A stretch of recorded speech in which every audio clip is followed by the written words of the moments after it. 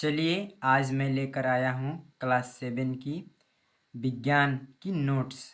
Lesson का नाम जल और जंगल, उसका आज मैं महत्वपूर्ण नोट्स लेकर के आया हूँ। तो चलते हैं, स्टार्ट करते हैं अपने नोट्स को, देखते हैं कि क्या क्या है और जो भी है बहुत सुंदर है। ठीक है, तो स्टार्ट करते हैं। नोट्स नंबर 1 है भौमजल स्तर। भौमजल स्तर का डिफिनेशन देखते हैं क्या है। पृथ्वी के जिस गहराई पर चट्टानों अथवा मिट्टी के बीच सारे के सारे रिक्त स्थान पर जल भरा होता है, उसकी ऊपरी परत को भौमजल स्तर कहते हैं। सिंपल भाषा में, भूमि के अंदर जहाँ जल स्थित है उसकी ऊपरी सतह को हम भौमजल स्तर कहते हैं। ठीक है, कहने का मतलब कि भूमि के अंदर जिस सतह पर जल पाई जाती है उसकी ऊपरी सतह को भौमजल स्तर कहते हैं। और अच्छे से जानने के लिए मैं इसका वीडियो ऑलरेडी बना करके अपलोड कर दिया हूँ, जा करके उसको देख लीजिए और उसमें और बेहतरीन समझ में आएगी। इसमें मैं केवल नोट्स लेकर के आया हूँ। ठीक है, तो फिर चलते हैं नेक्स्ट क्वेश्चन। नोट्स नंबर 2, अंतःस्यंदन किसे कहते हैं। देखिए क्या है इसका डिफिनेशन।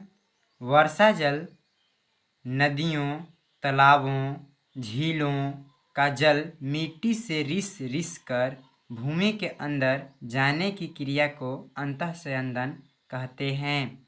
अर्थात जब मान लीजिए कि वर्षा होती है तो कहीं गड्ढा में जल भर जाता है, तो कुछ तो जल सूर्य की धूप के कारण ऊपर चला जाता है, लेकिन कुछ तो जल मिट्टी के अंदर रिस रिस करके चला जाता है। और इस प्रकार भौमजल की पुनः प्राप्ति भी होती है और इसी को अंतःस्यंदन भी कहते हैं। अगला प्रश्न, जलभर। देखिए जलभर क्या है। तो भौमजल स्तर के नीचे मृदा अथवा कठोर चट्टानों की परतों के बीच जल संचित हो जाता है। इन भंडारों को जलभर कहते हैं। अगला प्रश्न, भौमजल। भूमि के अंदर पाई जाने वाली जल को भौमजल कहते हैं। इसका बड़ा आसान डिफिनेशन है। भूमि के अंदर पाई जाने वाली जल को भौमजल कहते हैं। अगला नोट्स, अपघटक। अपघटक क्या है या किसे कहते हैं। पेड़ पौधे जीव जंतुओं के मृत शरीर तथा अपशिष्ट पदार्थों को सड़ा गलाकर मिट्टी में बदलने वाले सूक्ष्मजीव अपघटक कहलाते हैं।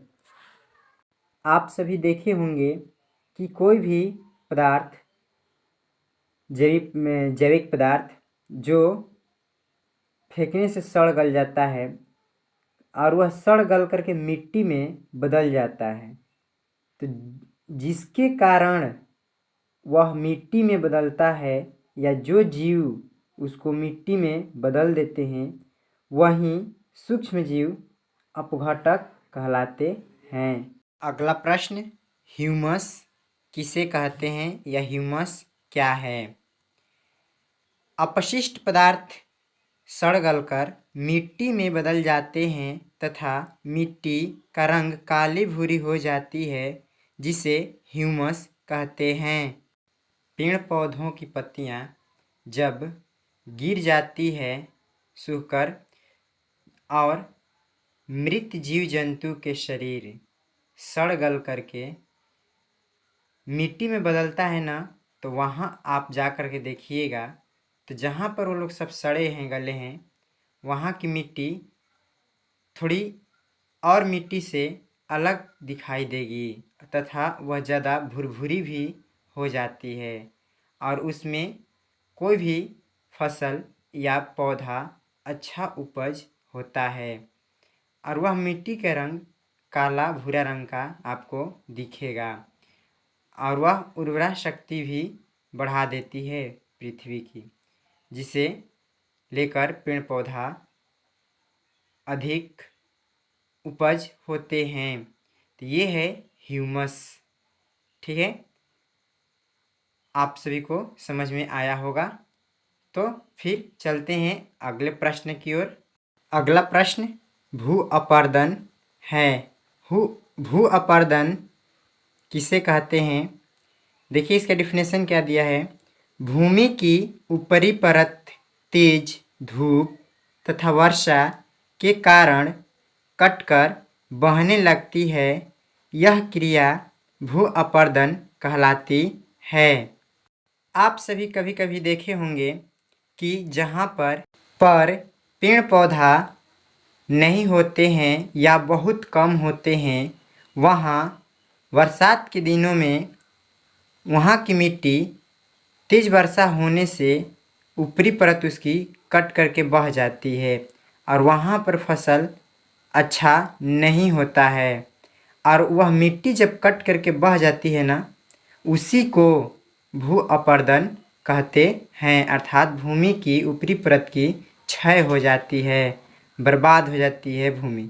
ठीक है, शायद अब आप लोग को समझ में आया होगा।